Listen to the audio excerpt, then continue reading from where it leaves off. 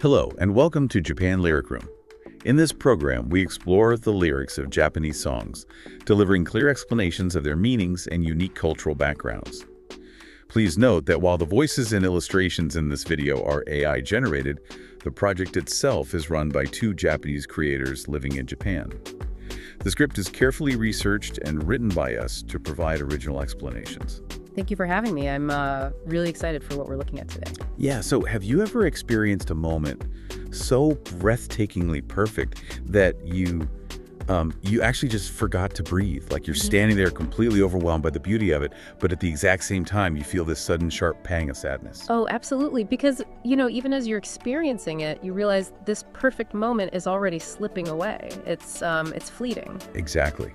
And that incredibly specific, bittersweet feeling, that tension between sheer brilliance and inevitable loss, is exactly the emotional landscape we're going to explore today for you, the listener. Yeah, we are unpacking a track that has fundamentally become, it's the defining soundscape of the modern Japanese summer. Right, so the song is Uchiage Hanabi, which translates to fireworks. Yeah. And it's this iconic 2017 collaboration between DAOKO and Kenshi Yonezu. Which is just a legendary pairing. It really is. It was originally written as the theme song for a youth fantasy anime movie with a very long but very telling title. It's called Fireworks. Should we see it from the side or the bottom? Yeah, and its impact really cannot be overstated. It topped the charts, it garnered hundreds of millions of views, and it basically became a cultural phenomenon. But what makes it musically and lyrically fascinating is, well, how fateful the collaboration itself was. Right, because of the background of the artist, yeah. Exactly. So Kenshi Yonezu, who wrote, composed, and produced the track, and who is just an absolute titan in the Japanese music scene, he was deeply emotionally invested in the original live-action drama that this anime was actually based on. Wait, really? So the producer was already a super fan of the source material before he even wrote a single note? Yeah, he loved it. And that really explains the immense emotional weight of the production. He cared about it so deeply. That makes so much sense. Right. And then he brought in DAOKO. And interestingly, when DAOKO was just a junior high school student, she was actually a massive fan of Yonezu back when he was making Vocaloid music under the name Hachi. Oh, wow. That's such a cool full circle moment. It is, yeah. So when their voices finally weave together over this really melancholic piano and driving electro beat, it genuinely feels destined. It captures the movie's core themes perfectly, the fragile nature of fireworks and that haunting question of what if? Like, what if you had made a different choice back then? Exactly. What if things had gone differently? So for everyone listening, today you're going to hear how this song mathematically captures the feeling of an expiring summer. We're going to gently explore 7 specific phrases from the lyrics in chronological order to uncover the bittersweet narrative of youth. Yeah, we really want to unpack the hidden cultural nuances that make this song so devastatingly beautiful. And to really understand that beauty, I think we have to start where the song starts, right? We do, because long before anyone looks up at a firework exploding in the sky, the lyrics actually force you to look down. They ground you on the earth. Right, specifically on the shifting sands of a beach at dusk, which brings us to the first phrase. So the lyrics say, translated into English this means, words carved on the sand, the sight of your back. Cultural nuance. Words written in the sand will eventually be washed away by the waves, yet that fleeting moment and the sight of your back remain vividly etched in my memory. So I have to pause in the English translation here for a second. Specifically, the word carved. Okay, yeah.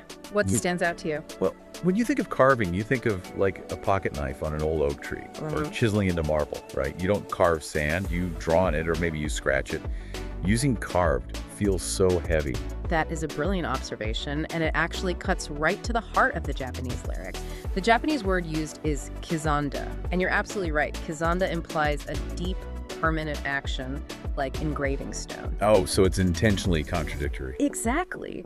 By purposely choosing this heavy, permanent verb for an action performed on sand, which is a surface that's inherently fragile and, guaranteed to be erased, the songwriter establishes this profound sense of desperation. It's like trying to carve a monument into a cloud. You were using a permanent action on an entirely impermanent surface. Yes, beautifully put. And it ties deeply into the Japanese aesthetic of mono no aware, which is the gentle pathos or wistful awareness of impermanence. The protagonist has this earnest, almost heartbreaking desire to remember the moment, knowing full well it's destined to disappear. So you have the permanence of the emotion clashing with the impermanence of the sand. Right, which is instantly juxtaposed with the Ushiro Sugata, the sight of the person's back, as they are already walking away from you. Ah, so the loss is already happening. The person is leaving? Exactly, the ending has already begun. Which pulls you right into the inevitability of the tide coming in English. The returning waves pass by my feet and snatch something away. Cultural nuance. The returning waves pass by my feet and snatch something away. It could be time, or perhaps feelings that were never expressed. Okay, I have another question about the translation here. The word snatch. Yeah, Seto. It sounds remarkably violent and, like, aggressive for a romantic scene on a beach at dusk. Yeah. Like, isn't watching the tide come in supposed to be this calming, meditative experience? It usually is, yeah. Which is exactly why the use of the word sarau is so incredibly effective here. Sarau does not mean to gently wash away or lazily pull. It carries a very forceful, almost violating nuance. Wow, really? So it's not gentle at all? Not at all. It means to suddenly sweep away or snatch something when your guard is entirely down. So the ocean isn't just taking seashells, it's actively robbing them of something. Yes. Think about the atmosphere of a Japanese summer evening by the sea. There is a phenomenon called yunagi, the evening calm. Oh, I've heard of that. When the wind just stops. Exactly. The wind completely dies down. The air becomes incredibly heavy, humid, and perfectly still. So the protagonist is standing in this suffocating stillness, but down at their feet, the returning wave is aggressively snatching things away. And like the Nuance said, it isn't just taking the sand, it is taking the intangible things. Yeah, the unsaid feelings, the seasons, the time they have left together. It creates this incredibly isolated, solitary image. You're standing frozen in the heavy summer air, realizing that your youth and your unspoken emotions are being forcefully swept away by the current of time. And you are completely powerless to stop it. You can really feel that grounded, heavy reality pulling at your feet. But then, right after this, the narrative of the song violently and beautifully shifts its perspective. It does. It's a huge shift. Yeah, you go from staring down at the dark, lonely water to suddenly throwing your head back and looking upward. The darkness is suddenly shattered by light. Which brings us to the third phrase. Right. This translates to, flashing and blooming suddenly, we were watching the fireworks. Cultural nuance.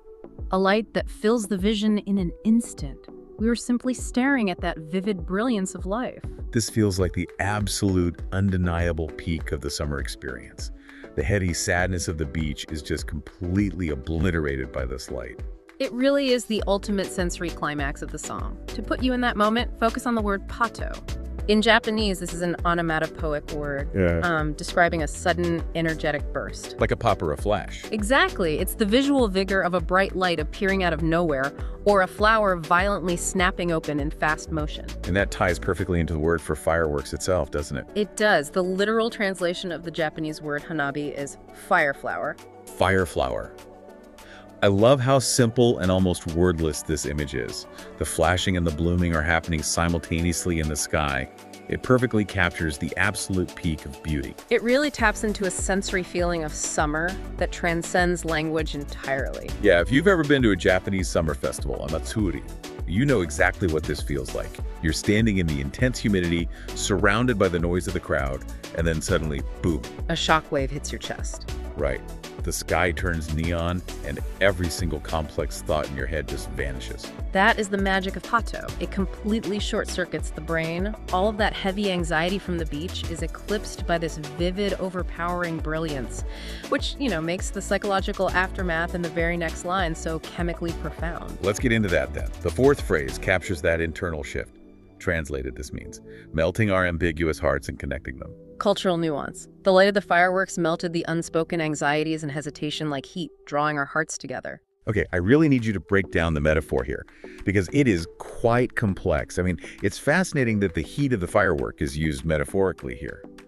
How does this visual spectacle act as a catalyst for chemical, emotional change in these adolescents? It's such a great question. To understand the emotional mechanics here, you have to look at two specific words. Imai and dokoshintu. So aimai means ambiguous, vague, or uncertain. Which is basically the definition of being a teenager. Honestly, yes. It is arguably the single most accurate word in any language to describe the psychology of adolescence. Everything is undefined, you don't know who you are, you don't know what you want, and your feelings are just completely clouded with hesitation.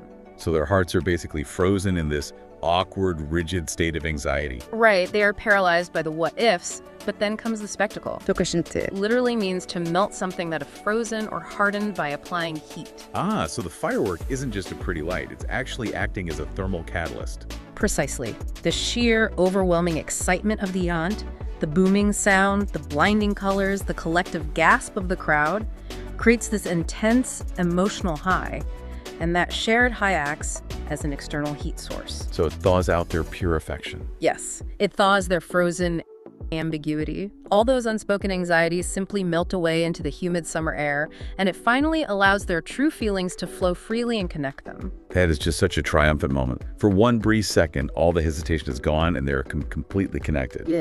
Yeah, but the outside world intrudes, the spell of the fireworks cannot last forever, and a harsh auditory cue breaks the magic. Reality always crashes back in. It really does.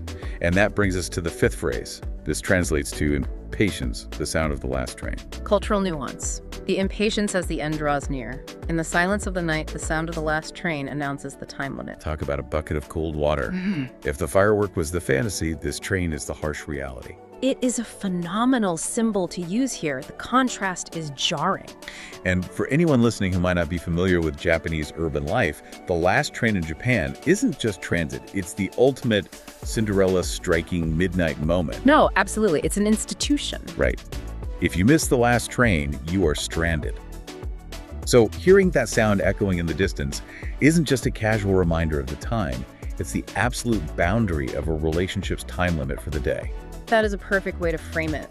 The sound of that train shatters the illusion of eternity, and the lyrics emphasize the physical toll of that realization with the word shosa.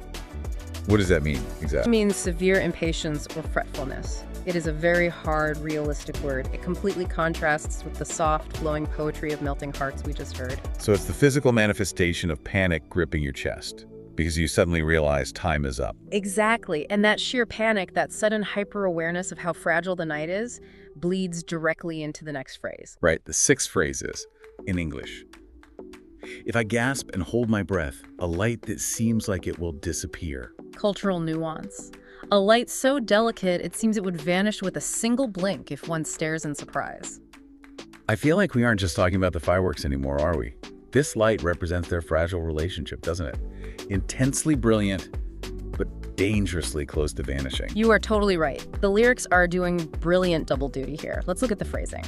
Hato is a word expressing sudden, sharp surprise or like a jarring realization. Like waking up from a dream. Yeah. And iki onomu is a gorgeous Japanese idiom. It literally means to gulp your breath. Like when you're so overwhelmed by shock or incredible beauty that you actually forget to breathe. Exactly. So picture the scene. They hear the train, the panic sets in, they look at each other, and they hold their breath. The light, whether it is the literal firework or the magical connection they just managed to forge, is so intensely brilliant, but so incredibly delicate. It feels like the sheer force of exhaling a breath would just blow it out like a candle. Right. It is the underlying basso continuo of wistfulness in the entire track. That continuous bass line of melancholy running beneath the joy. A firework only shines because it is burning itself up. Which forces the absolute emotional climax of the song.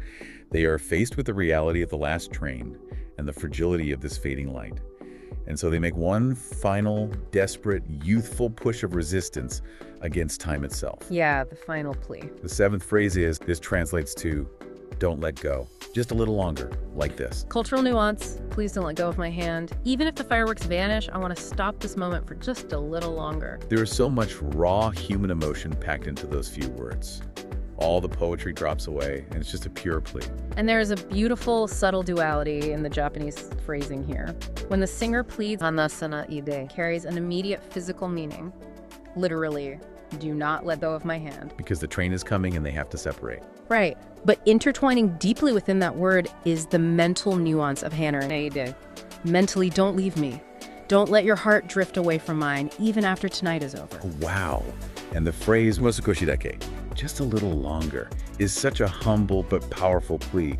They aren't asking for forever. They're just begging for a few more seconds. It is this pure, youthful resistance trying to stretch a single instant into eternity. It's heartbreaking, really. It is. If we synthesize the whole track, this entire song really captures the cruel beauty of summer's end. The fireworks, whether viewed from below or the side, will always disappear. That is their fundamental nature. They never offer a permanent ending. You always have to go home eventually. You do. However, the memory of that light, the coldness of the waves washing over your feet, and the impatience of the last train, those remain. They take root deep inside you. So perhaps true eternity isn't found in things that last forever. Maybe it's found in the fleeting moments that are burned so brightly into our memories that they create an endless summer within us. Something to think about the next time you're looking up at the night sky. A beautiful thought to end on. Thank you so much for listening. We feature various Japanese songs and provide detailed explanations on our website. Please check the link in the description to explore more. If you enjoyed this program, please subscribe to our channel and let us know your thoughts or song requests in the comments. See you next time. This was Japan Lyric Room.